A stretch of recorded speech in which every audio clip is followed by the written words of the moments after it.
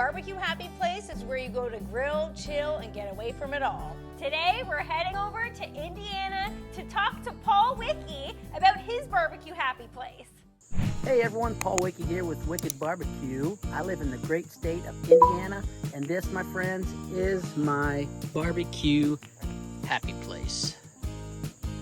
Oh yeah. You got a lot of grills there. Lot of grills. I'm seeing it's up on a deck. I'm seeing the pool. Okay, The leave it to pool's you the to first see thing the I pool. noticed. I'm like, I gotta get myself into the pool. The smell of pool and barbecue, imagine what that smells like over at Paul's house. You're floating around, you're eating some ribs. Paul's got it right over there. Don't eat and swim. Paul, have you puked in the pool? Okay, can we get going? I want to see more of this. This BBQ Happy Place was built 10 years ago, but it was not originally planned for all of this. Just kind of fell into it. Got a hobby going, got a good following on TikTok. If you want to watch me on TikTok and on Instagram, wicked.barbecue. So yeah, it's great. I love it. The only thing I don't like is we don't have a roof over it yet. We're going to get a roof. That way, if it's raining out here, I don't have to put the umbrella up. And also, wintertime, it gets pretty rough. I mean, I'm out here grilling sometimes at, 3-degree weather, so, and shoveling snow away so I can get to my grills. So, yep, this is my BBQ Happy Place, and I got one other place to show you for when it is raining really bad and storming. I'll show you with some more grills. Stay tuned. Okay, so Paul, we got you. We're Canadian. We know what you mean about the snow. Oh my goodness. A roof could be beneficial. Okay, not only for snow, but also for rain. I don't know if anyone out there has ever grilled in the rain before.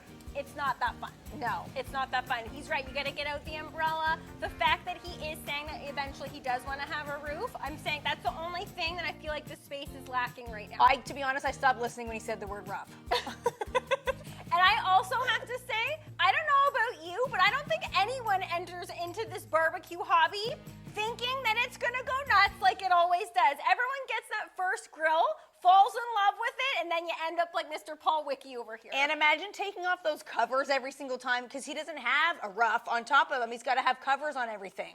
Good point. That's a pain. Although I do see he's got some lights here. Love that. Anyone who's grilled in the dark before, light is important. Totally. Especially he said he grills early in the morning. Those lights are, I bet, come in handy. And of course, I did not build this deck. I had a contractor do it. We designed it as in how we wanted it, and I'll show you a little bit more here, but originally this was not going to be a BBQ Happy Place, but it became that, and it makes me happy. Paul's got some guns on him. I did notice that. Barbecue does a body good. I have a question. Paul, what was it going to be? Yes, that's He said a good point. It wasn't going to be a BBQ Happy Place. What better could you put out there? I love that Paul just told us a contractor built it, but he designed it. It wasn't supposed to be a barbecue happy place, but it looks incredible the way that he's designed it as is. I like the umbrella he's got there. He's making do without the roof for now. Looks like he's a pit boss fella. There's all pit boss grills there. That's all it is. It's He's all got pit some boss. sort of little side table here he's using. A metal table is key. That's one of our tips when it comes to designing barbecue happy places. Metal tables like this, they don't just look good, but they're great because you can clean them off perfectly fine, spray some antibacterial spray on this. And also the most important thing why we always recommend these, when you're taking off, just say you're taking off like a hot cast iron pan, you take it off, you can't put that down on wood, it'll burn. You put it down on this, you don't need to trim it. That's why these things are totally worth it. Pricey, but worth it. Just from looking at Paul, I can tell he's into sanitation. Yes. He's clean. Totally. He looks like he'd smell like fabric softener and barbecue. Is that slightly creepy though? I don't know if we should be saying what people look like they'd smell like. Let's keep it moving. Yeah. There's a few things I like about some features of this BBQ Happy Place. It's nice and quiet back here, no through traffic at all. I love it. It's just right outside the house. You step out and cook and do whatever, smoke and all kinds of good stuff. But then right here is my favorite part. Hot and sunny some days. You get hot cooking, I jump in there and cool off. Jump back out, check how things are going, and boom. Love no through traffic. I bet you can hear a pin drop in Paul's neck of the woods. It looks private. It's high up, so there's like a nice view. And the most important feature when designing a barbecue happy place, in my opinion, is the fact that it is close to the doors. Yeah. That's what makes it easy access. Yes. The one downside to our space, the grill studio, because it is miles away from your house. We forget barbecue tongs. We have to walk back up to the house. Paul's got it right here. It's close access to a door, close access to the kitchen. And what I love about Paul's whole yard so far is this looks like a chill zone. This is like, you have people over, they're in the pool, you can give them little samples of what you got on the grill. He's got a little table right there. How could you not be happy in this place? That's a true barbecue happy place. Yes. The one thing that I would change about this, and I can still do it, and I probably will, is to put a roof over this part right here. And I do feel that coming into the future, so can't wait. Then I can be out here, rain, snow, whatever, and don't need to use the umbrellas. So that's definitely one thing that I need to do to this barbecue happy place, put a roof on it. I think that's a genius idea. If I were to give my opinion on what kind of roof, I would definitely go a built-in roof. You know how sometimes you can get those gazebos that are just like a cloth exterior? Oh, no. That thing's not gonna last through the seasons. And from a safety perspective, the cloth ones, absolute no when you're barbecuing. Yes. Like, no way do you want those. So hopefully Paul is thinking of something metal. I think that would look sharp on this deck too. Me too. Let us know in the comments below if you have a roof over your barbecue happy place. And what is it made of? This place is one of my favorite places to be, especially in the summer. Come out here, relax, cook up some Q, listen to some tunes, have a couple of drinks, just so relaxing. And I love preparing food for people as well and seeing the smile on their faces when they eat my food. So yeah, it's one of my favorite places to be, like anybody's hobby, right? This is my hobby and I love it. Look at that smile. He loves it. He loves making food for people. That's what it's all about. But it's also about just hanging in the actual space. Yeah, being relaxed. I think he said he likes being in that space because it relaxes him like 5 different times. That is the true essence of a barbecue happy place, is that you're relaxed in it. Whenever I go into mine, even if I'm not cooking, I don't know what it is, even just being surrounded by the grills, I just go out there and I just stand. I think about my next cook, I think about what just happened during the day, and just being out there in that space makes me feel happy. And I think he's saying that too, just because it's like you can reflect on all those other times you were out there and you did feel happy. The minute you get out there, Pure happiness. definitely. We've also asked all of the Barbecue Happy Place participants if they would dance. So far, we've just met Paul Wickey. Loving Mr. Paul Wickey so Paul far. Wickey is adorable. He is so sweet, loving his vibe, loving his space. Do you think that Paul is going to be dancing with... I don't know, because Paul, he looks like he is fun, but then on the other hand, I don't know if a grown man wants to show himself dancing on a video. Right now, I feel like it's like 50-50. I think it could go either way here. Let's see what Paul does. Oh, yeah! Oh, he's giving it. He did it. Look at that. Oh, yeah. He's got some He's got some kicking happening. here we go. Oh, I am in. I love, what is this move? Yes, Yeah. Paul. Oh, yeah, Paul. he's giving. He is really giving. Oh, yeah. Oh, yeah. Oh, yeah. Paul, that just made our day. I don't know why seeing people dance and groove in their barbecue happy place, that's taking it to the next level. Yeah, but it takes a strong man to be able to groove back there. And Paul, that was some really good grooving. So Paul has showed us his barbecue happy place, looking fantastic. But at the end of the day, the most important question that we have, and I'm sure you guys have, is why do you barbecue? Why do you choose to take food outside when you could just make it probably more convenient in the kitchen? You don't have to go out there. We wanted to see what Paul had to say. I like barbecuing because, for one, who doesn't like barbecue?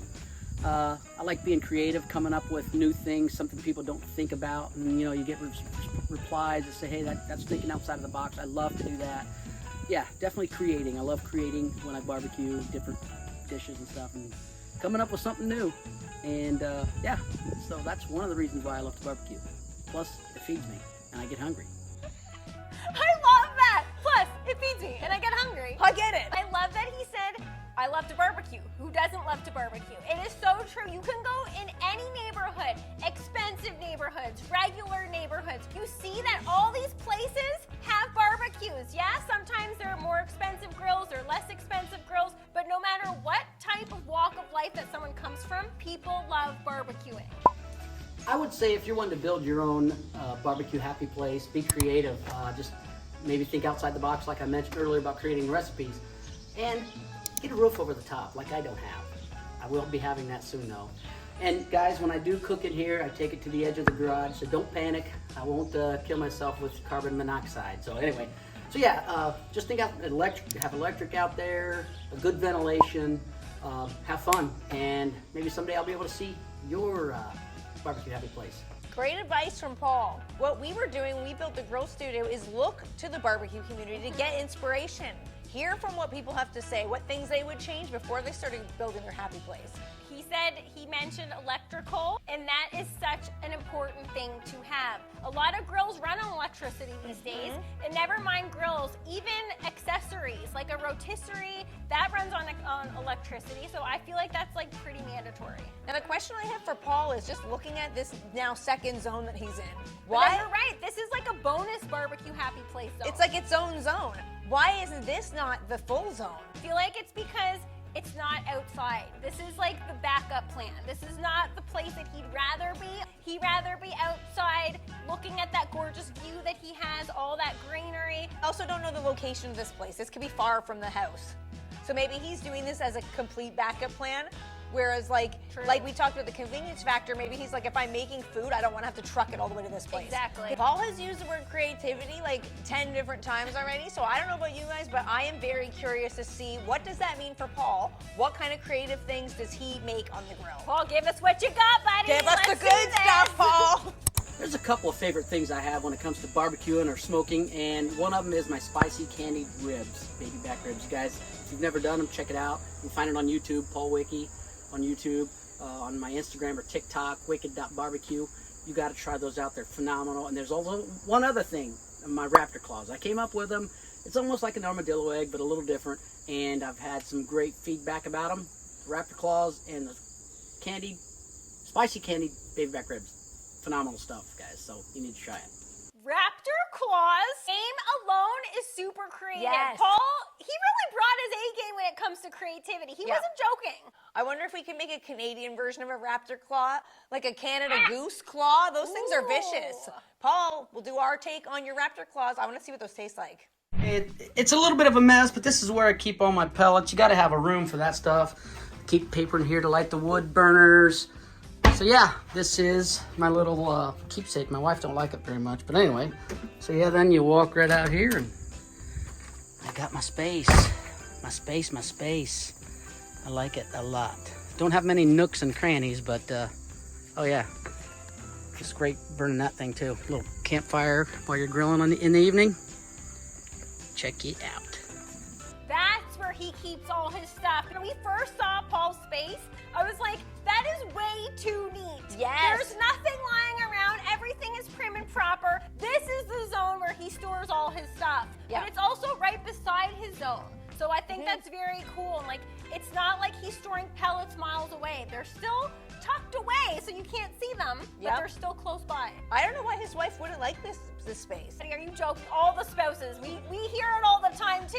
You start sprawling out into a space like this, and all of a sudden you're storing pellets upstairs in the spare bedroom. Yeah, it's too much. It's taking up too much room. But I think that is a super cool zone. It looks like Paul has really thought this one through. Yep, inside of the garage is where I keep a lot of my wood burner stuff right here for the rainy days. It's kind of a mess, but it's where I keep stuff, and I love it. How is that a mess? What is messy about that? There's pellet bags neatly tucked against the wall. Oh, you're not a mess. That looks pretty neat, pretty tidy. Oh, I like how all the grills are right there. He's got his charcoal chimney right there. His pellets, his charcoal. That's not a mess. That's looking good. Paul, thank you so much for bringing us into your barbecue happy place. It really does look like a happy place to be. And now we can say that two Canadian girls traveled all the way to Indiana. Where are we going next? I don't know, but let's hit the road.